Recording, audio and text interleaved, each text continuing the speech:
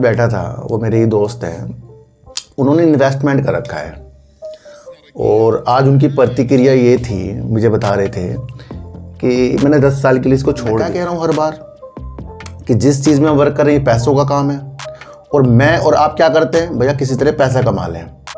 और जब मैं और आप सोचते हैं कि हम पैसा कमा लें तो क्या हज़ारों लाखों लोग जो इसके अंदर हैं वो नहीं सोचते होंगे ये चीज़ को? मैं इसकी बात नहीं मान रहा हूँ। क्या हो रहा है सोचो, जब कोई दो देश के बीच बड़ी बड़ी लड़ाइयाँ हो रही हैं और वो न्यूज़ के साथ निकल कर आ रही हैं तो वो क्या कर रही हैं, वो ग्लोबल स्तर के मार्केट को गिर रही है। बताओ, वोडाफोन आइडिया अपने काम की वजह से वैल्यू पर है या फिर न्यूज की वजह से वैल्यू पर है? इतना सा डिसाइड अब कर लो बैठ के। शेयर को रखूंगा, पर जब वो महीनों भर में ही रंग बदल दे तो दिल उससे सब लोग तोड़ लेते हैं। तो पहले तो खुद डिसाइड कर लो कि बाजार के अंदर हम शॉर्ट टर्म देख रहे हैं, लॉन्ग टर्म में लिस्ट हो जाऊं, मुझे और पैसा मिल जाएगा तो हम और अच्छा काम कर लेंगे। ऐसा क्या ये कंपनी काम करती है जो देश की जरूरत है?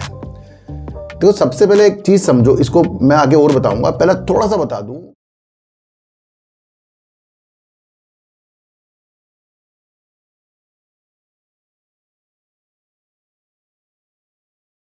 नमस्कार, मैं स्वागत करता हूं आपका अपने ही चैनल पर जिसका नाम है सार्थक बाजार से। आज हम बात करेंगे वोडाफोन आइडिया की। उसकी रेटिंग में सुधार हुआ है और एक सिटी ने उसके ऊपर के टारगेट दे दिए हैं। एक और चीज़ सिटी ने बताई है, उस नीति को भी आज हम समझ लेंगे। दूसरी बात करेंगे, एक आईपीओ आने वाला है सर, सीएमआर ग्रीन टेक्नोलॉजी का एक आईपीओ आ रहा है।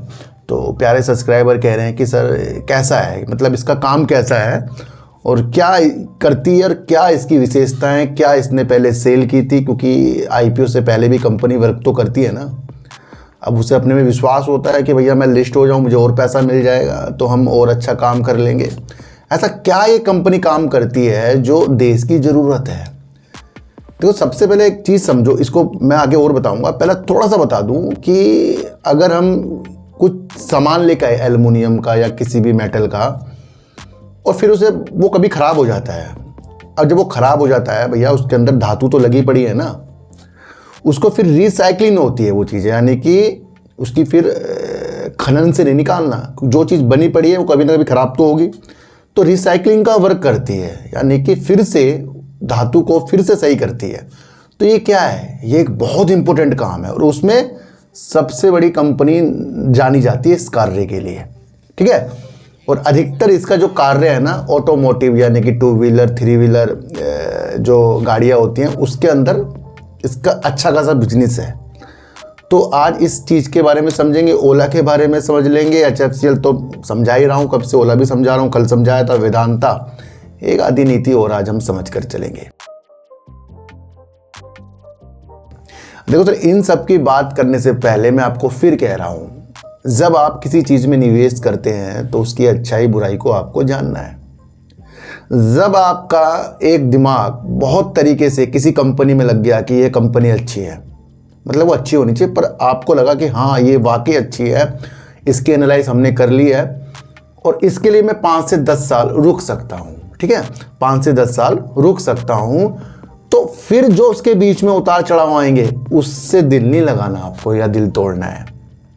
मैं अभी एक डॉक्टर के पास बैठा था, वो मेरे ही दोस्त हैं, उन्होंने इन्वेस्टमेंट कर रखा है और आज उनकी प्रतिक्रिया ये थी, मुझे बता रहे थे कि मैंने 10 साल के लिए इसको छोड़ दिया है। 10 साल के लिए छोड़ दिया, इसका मतलब ये नहीं कि छोड़ दिया है, हर 3 महीने बाद वो उसकी एनालाइज करेंगे और उसके अंदर वो एवरेज करते करते जाएंगे। अधिकतर उनके शेयरों में प्रॉफिट था और वो प्रॉफिट बुक नहीं कर रहे। क्यों? उनका एक माइंड बन गया कि 10-20 साल मुझे चीज़ों को देखना है और हर 3 महीने में उसकी जांच भी करनी है भैया, जैसे बड़ी बड़ी कंपनियां करती हैं, जांच भी करनी है। और कुछ लोग ऐसे होते हैं जो कहते हैं मैं 10 साल के लिए हूँ, 5 साल के लिए हूँ, 2 साल इस शेयर को रखूँगा, पर जब वो महीनों भर में ही रंग बदल दे तो दिल उससे सब लोग तोड़ लेते हैं। तो पहले तो खुद डिसाइड कर लो कि बाजार के अंदर हम शॉर्ट टर्म देख रहे हैं, लॉन्ग टर्म देख रहे हैं। शॉर्ट टर्म देख रहे हैं तो वो अपना शॉर्ट टर्म देखो, अगर लॉन्ग टर्म देख रहे हैं तो फिर वो शॉर्ट टर्म की नीतियों से नहीं कि मेरा यार तो शेयर ही नीचे आ गया, यही आप अपने दिमाग में डालते रहेंगे तो भैया ये बाजार कुछ भी नहीं दे पाएगा हमें।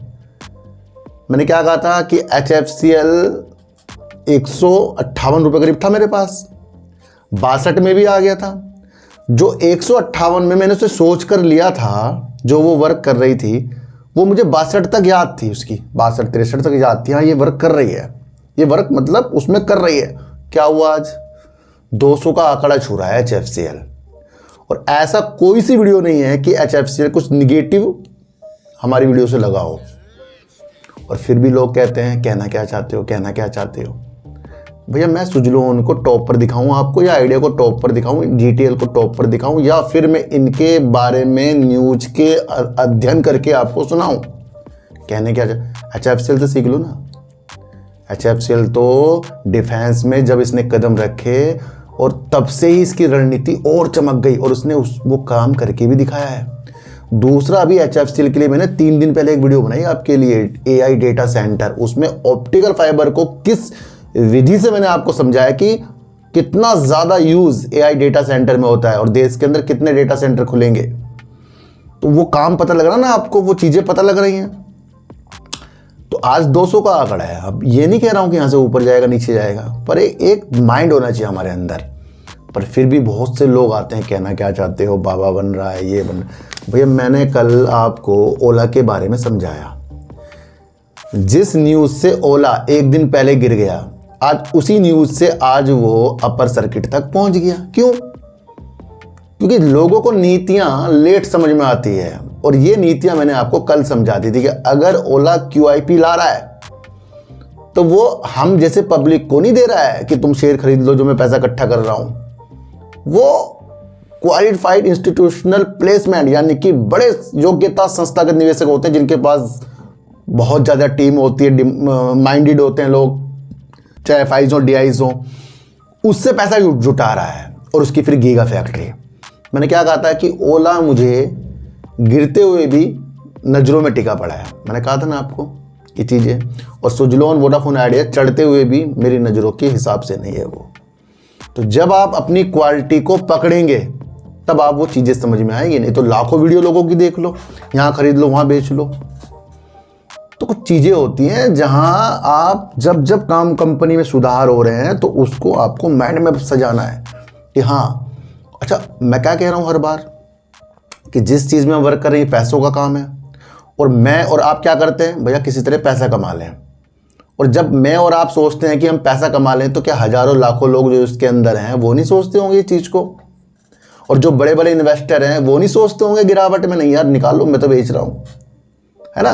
तो सोचने के तरीके से ही बाजार चल जाएगा अगर आपको उस रणनीति के बारे में पता हो, है ना? तो कुछ चीज़ों को आपको समझना पड़ता है।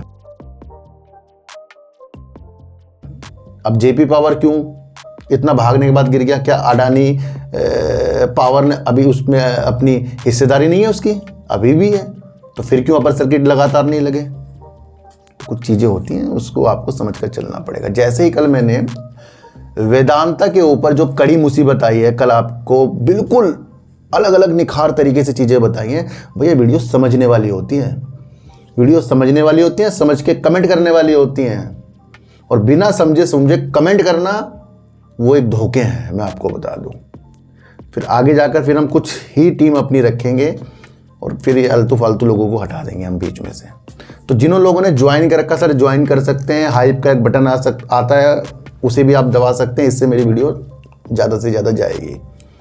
क्या हुआ, वेदांता के ऊपर जब उसके ईडी के छापे पड़ रहे हैं तो वो फेमा के तहत पड़ रहे हैं। क्या छोटी बात है? बड़ी बात है। क्या हो गया, कल भी गिरा आज भी गिरा। सही कैसे होगा? जब ये चीज़ें सही हो जाएंगी।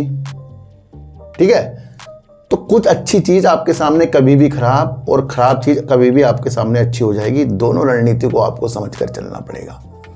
तो ये वो छोटे छोटे कारण थे जिसे आपको मैंने बीती दिन वीडियो में बनाए। एक तो वेदांता में वही हो गया जो कल समझाए, HFCL में वही हो रहा है जो मैं सालों से समझा रहा हूँ, ओला में वही हो रहा है जो आपको 3-4 महीने से समझा रहा हूँ। सारी रणनीतियाँ वही हैं। QIP के माध्यम जो है एक बहुत महत्वपूर्ण चीज़ होती है, उसे आपको समझ कर चलना पड़ेगा। वोडाफोन आइडिया फिर से तेजी के संकेतों में। एक छोटी सी बात मुझे बताओ, वोडाफोन आइडिया अपने काम की वजह से वैल्यू पर है या फिर न्यूज की वजह से वैल्यू पर है? इतना सा डिसाइड आप कर लो बैठकर। अगर लगता है कि वो काम की वजह से अपने उच्चतम मूल्य पर है तो वो आपके लिए बहुत बेहतरीन चीज़ है।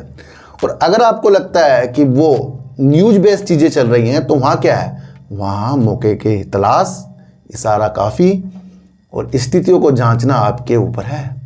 क्योंकि जितनी भी सारी चीज़ें वोडाफोन आइडिया में आ जाए और उसको 20-25 पर पहुँचा दे, फिर आपके सामने एक चीज़ निकल कर आएगी कि इसके सब्सक्राइबर भाग रहे हैं, इसकी सेल डाउन हो रही है।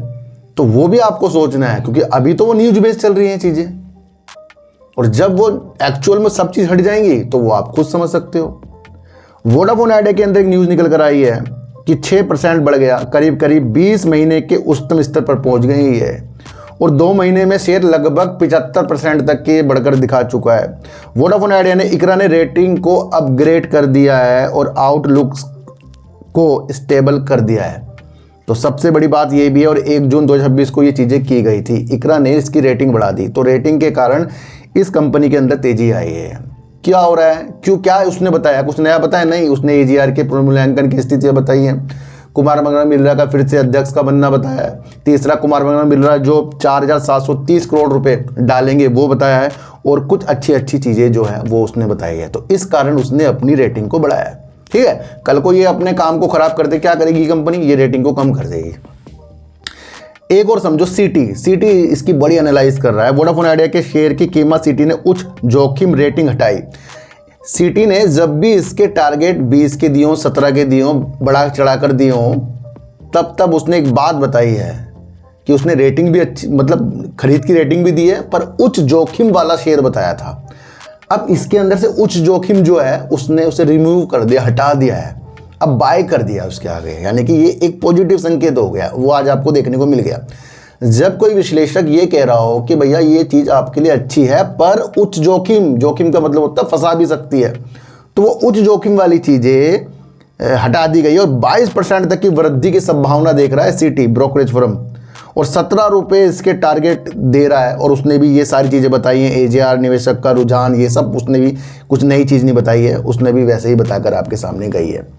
अपने नवीनतम नोट में सिटी रिसर्च ने वोडाफोन आइडिया को बाय हाई रिस्क से हटाकर क्या कर दी है, बाय की रेटिंग कर दी है। इसके लिए सरकार द्वारा AGR बकाया के हालिया पुनर्मूल्यांकन, rating upgrade, Aditya Birla group द्वारा इक्विटी निवेश और अन्य किसी, ये सब उसने बता दिया है।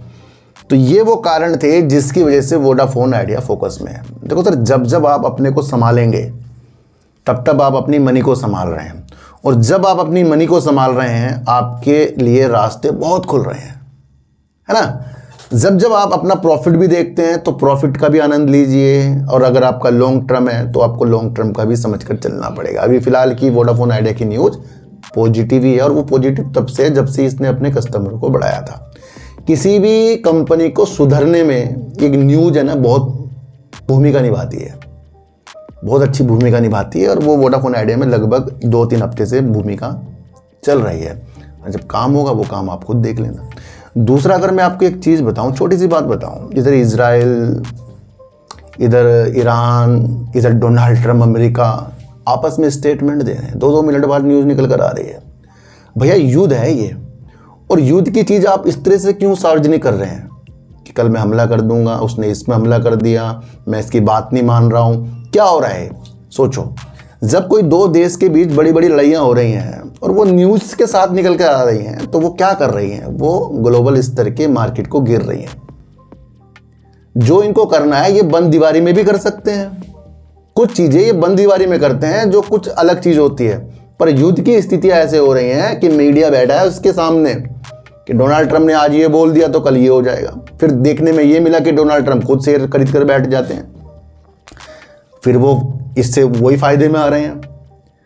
तो जब नेता लोग शेयर बाजार के अंदर इन्वॉल्व हो रहे हैं, और वो अब ज़्यादा देखने को मिल रहा है, और तब से बाजार की स्थितियाँ आप देख लो, खींचने वाली स्थितियाँ हो रही हैं। आप टिक ही नहीं पा रहे हैं कहीं पर भी, आपका पोर्टफोलियो टिक ही नहीं पा रहा है कि ग्रीन है तो अगले दिन भी ग्रीन हो, नहीं, टिक ही नहीं पा रहा है वो। क्यों भाई, नेता लोग इन्वॉल्व हो रहे हैं। और जब नेता लोग इन्वॉल्व, हमारे देश के अंदर भी इस तरह से ही था, 2024 में ये हमारी सरकार आएगी और ये सब इन्वॉल्व हो रहे हैं इसके अंदर, वैसा इनको होना भी नहीं चाहिए था, है ना। तो डोनाल्ड ट्रम्प क्या कर रहे हैं और ईरान क्या कर रहा है, इजराइल क्या कर रहा है, ये आपस में चुपचाप भी कर सकते हैं कि भाई अगर युद्ध करना तो ख़त्म करेंगे, आगे चीज़ें बढ़ानी तो बढ़ाएंगे, पर वो चीज़ पब्लिक के सामने आ रही है बार बार। अब वो आ रही है न्यूज़ के द्वारा। 2 मिनट पहले कुछ और देख लो आप, 3 मिनट बाद आप कुछ देख लेना। डोनाल्ड ट्रंप कह रहे हैं मैं युद्ध शांति की तरफ आ रहा है, सीज फायर बहुत जल्दी हो जाएगा। दूसरी तरफ कह रहे हैं कि मैं हमला कर दूंगा। ईरान कह रहा है मैं आपकी बात ही नहीं मानूंगा। और फिर वार्ता भी हो रही है और उस वार्ता को न्यूज के सामने हमारे सामने प्रस्तुत किया जा रहा है ना। तो ये इसके अंदर भी एक साइकोलॉजी अगर आप समझें, न्यूज का बाहर निकलना यानी कि मार्केट पे इफेक्ट पड़ना। समझो ये चीज़ें आपस में भी कर सकते हैं, मैं युद्ध करेंगे चुपचाप करो, सेना जो करनी है, पर नहीं, वो निकल कर आ रहा है। और उससे क्या हो रहा है, बाजार गिर रहा है। और हमारे देश के अंदर तो ईरान कुछ कर दे, इजराइल कुछ कर दे, अमेरिका कुछ कर दे, देश के बाजार गिर जाएंगे हमारे। कुछ ही हो जाए बाहर, हमारे ज़्यादा गिरेंगे। और कुछ ऐसे शहर हैं जिनका मतलब भी नहीं है इस युद्ध से, वो भी गिर रहे हैं। गिरने में तो सिर्फ तेल ऑयल वाली कंपनियां, गैस वाली कंपनियों के ही चीज़ों में इफेक्ट होना चाहिए, पर क्या हो रहा है, सब में इफेक्ट हो रहा है। और न्यूज भी निकल कर आ रही है, ये जल डमरू खुल गया, जल डमरू ही कहूँगा अब तो, डमरू की तरह बजा रहा है मैं, जल मार्ग खुल गया, ये हो गया, बंद हो गया, निगरानी है, ये बस सारी चीज़ें चल रही हैं। पर इसके अंदर भी कुछ बड़े लोगों की बड़े हाथ हैं, ये आप समझ कर चल सकते हैं। तो जब तक ये युद्ध है ना, ये न्यूज में आपको देखने को लगातार मिलता जाएगा। तो युद्ध जल्दी खत्म होगा ये हमें कब नहीं पता, लेकिन इससे बाजार जो है बड़े टेंशन के विषय में आ रहा है, आप समझ लेना। CMR ग्रीन टेक का एक IPO निकल रहा है आज 3 से 5 तक आप इसे अप्लाई कर सकते हैं। 630 करोड़ रुपए का ये IPO आ रहा है। GMP ब्रोकरेज समीक्षा और अन्य विवरण देखें। मैं इसके बारे में आपको बताऊंगा कि ये जो IPO आ रहा है इसकी वैल्यू है या नहीं है, इसको भी आज आप समझ लें। CMR ग्रीन का IPO बुधवार को सब्सक्रिप्शन के लिए खुल गया, जिसमें ग्रे मार्केट के संकेतों से पता चलता है कि इशू से पहले निवेशकों की इसमें काफ़ी दिलचस्पी है। वाकई ही ये जो IPO है वाकई ही वैल्यूबल है, और वो मैं आपको आगे बता ही दूंगा। और दूसरा अगर मैं आपको बताऊं तो ये 182 से 192 रुपये तक का 78 शेयरों का जो है एक लॉट आपको मिलने की स्थिति है। लेकिन जो लिस्टिंग के रेट आ रहे हैं वो करीब 256 रुपये तक भी लिस्ट हो सकता है, यानी कि ये फ़ायदा ही मिल रहा है इसके अंदर। तो विश्लेषकों के अनुसार ये चीज़ें हो रही हैं, आप समझ कर चलना। 3 जून से 5 जून तक सब्सक्रिप्शन के लिए 630 करोड़ रुपए कंपनी जुटाने के लिए किसके माध्यम से, OFS के माध्यम से कर रही है। और 192 रुपये का ये होगा, 78 का लॉट होगा। तो आप ये समझें, तो ये तो हो गया कहानी IPO की। अब कंपनी क्या करती है, जब IPO आप लेते हैं तो आपको पता लगना चाहिए कि अगर मैनकाइंड का IPO आया था ना, तो मेडिसिन में काम कर रही थी, उसकी सेल कैसी थी, क्या चीज़ थी, तब वो वैल्यूबल है। और आपको पता ही नहीं होगा कंपनी क्या काम करे और किसी के कहने में घुस जाओ, नो, ऐसे नहीं करना। CMR green technology limited Bharat की मेटल रिसाइकलिंग, मैं आपको फिर कह रहा हूँ, जो मेटल रिसाइकलिंग वाली कंपनियां होती हैं वो बहुत वैल्यूबल होती हैं, क्योंकि वो उस मेटल को दोबारा से नया कर देती हैं जो पहले टूट फूट हो रहा हो। तो यानी कि बचत हो रही है यहाँ पर भी, आप समझे। तो एल्यूमिनियम एलॉय बनाने वाली सबसे बड़ी और प्रमुख कंपनियों में से एक है ये कंपनी मुख्य रूप से नॉन फेरस मेटल जैसे एल्यूमिनियम और जिंक रूट स्क्रैप को रिसाइकलिंग करके ऑटोमोटिव और इंजीनियरिंग इंडस्ट्री के लिए काम करती है। और सबसे ज़्यादा ये जो काम कर रही है ऑटोमोटिव की तरफ कर रही है, यानी कि 2 व्हीलर 3 व्हीलर के लिए जो इसके जो भी ये चीज़ें कर रही है रिसाइकलिंग, उसके लिए करती है। और दूसरा आप ये भी समझ सकते हैं कि जैसे जैसे ऑटोमोटिव में सुस्ती रहेगी तो ये उसकी चपेट में आएगा, और जैसे जैसे ज़्यादा वाहन बिकेंगे तो ये क्या होगा, यहाँ इसको फ़ायदा होगा। तो ये 2 चीज़ भी आपको समझकर चलनी पड़ेगी, है ना। और अगर बाज़ार की हिस्सेदारी इसकी अगर हम देखें तो कोस्ट एलॉय में सेगमेंट में कंपनी ने करीब 42 से 45% की हिस्सेदारी हासिल कर रखी है बाज़ार में, जो अपने कंपटीशन करने वालों से करीब 4 गुना अधिक है। तो ये भी आप समझकर चल सकते हैं। एल्युमिनियम बेल्ट और स्क्रैप मेटल जैसे स्टेनलेस स्टील, कॉपर, ब्रांस तैयार करती है कंपनी, रिसाइकलिंग करती है। तो ये आप समझकर चल सकते हैं। अच्छा, कंपनी के पास प्लांट का भी नेटवर्क होगा, कितनी कंपनी के पास प्लांट है इस तरीके। कंपनी के पास भारत में हरियाणा, गुजरात, महाराष्ट्र, तमिलनाडु, राजस्थान, उत्तराखंड, उड़ीसा और आंध्र प्रदेश में 13 रिसाइकलिंग सुविधाएं हैं। तो ये देश के अंदर बड़ी मजबूती से अपना वर्क कर रही है। और ग्लोबल पार्टनरशिप अगर देखें, विदेशों की पार्टनरशिप देखें तो टोयोटा, तेसु और निकेई MC एल्युमिनियम जैसी जापानी कंपनियों के साथ भी ज्वाइंट वेंचर इस कंपनी ने कर रखा है। तो ये कुछ छोटी मोटी कंपनी नहीं है। मैं आपको फिर एक और बता दूं, एंकर जो इन्वेस्टर थे जिन्होंने कल इसमें अपना दाव लगाया, तो करीब 188 करोड़ रुपए तो संस्थागत निवेशक से आ गए, समझो। पब्लिक से पहले ही 188 करोड़ 630 में से अगर देखें तो 188 करोड़ बड़े बड़े जैसे SBI mutual fund, ICICI, HDFC mutual fund ने 188 करोड़ के इसके फायदा ले लिया, उठा लिया उसको भी, है ना। तो ये भी आपको समझ कर चलना पड़ेगा। और मजबूत संस्थागत निवेशक को मजबूत भरोसा इसके अंदर दिख रहा है। अगर इसके हम फाइनेंशियल परफॉर्मेंस देखें तो आपको ये भी समझना पड़ेगा कि पूरे साल में कंपनी ने वित्त वर्ष 2025 में क्या किया।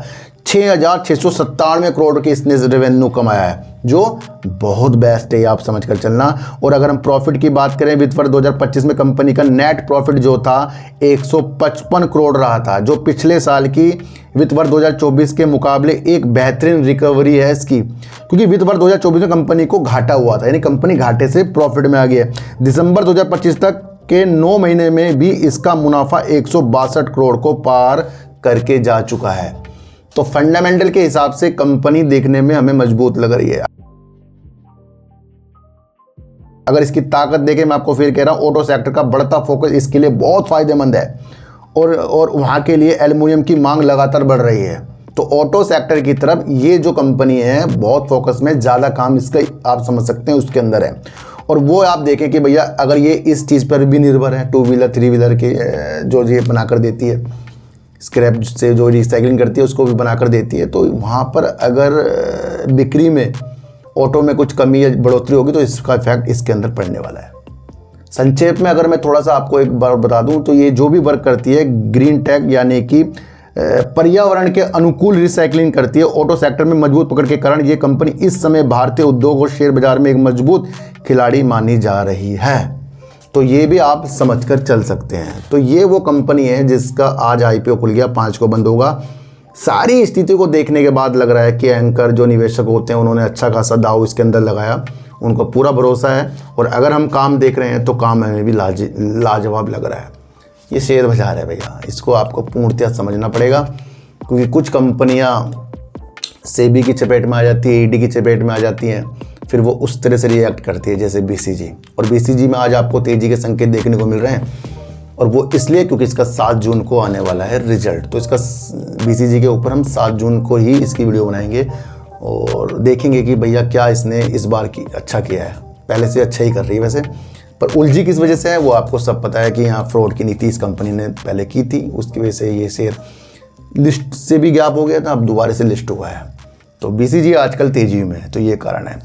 तो आपको समझना पड़ेगा, आपको बहुत चतुर होना पड़ेगा, किसी की बातों में आपको आना नहीं है। न्यूज़ बेस्ड जो चीज़ें चल रही हैं उसकी क्वालिटी आपको पहचाननी है, क्योंकि न्यूज़ बेस्ड चीज़ें हमें फंसाती है और न्यूज़ बेस्ड चीज़ें ही हमें कमा कर देती है। दोनों तरफ अपना फ़ायदा देखिए, स्थितियों को समझिए। अब ये मत कीजिए कि कहना क्या चाहते हो, जो लोग कहते हैं कि कहना क्या चाहते हो वो वीडियो नहीं देख रहे हैं, ना समझ रहे हैं, वो तो माइंड अपना अलग से लगा रहे हैं। तो आज की वीडियो आपको कैसे लगी एक बार मुझे ज़रूर बताना। किसी को भी खरीदने बेचने की नीतियाँ मेरे चैनल पर बिल्कुल भी नहीं है। मेरा कोई टेलीग्राम, कोई व्हाट्सएप ग्रुप नहीं है, ना ही आज तक मैंने बनाया। तो सर सच्ची वीडियो देखिए, अच्छी वीडियो देखिए, समझ कर देखिए, चिट्ठी को आड़ा दीजिए, गाय को रोटी दीजिए और अपने बच्चों को ज़्यादा से ज़्यादा प्यार कीजिए, क्योंकि बच्चे ही आपकी मासूमियत से किस्मत पलटेंगे। तो फिर मिलेंगे आपसे नई वीडियो के साथ, जब तक के लिए नमस्कार।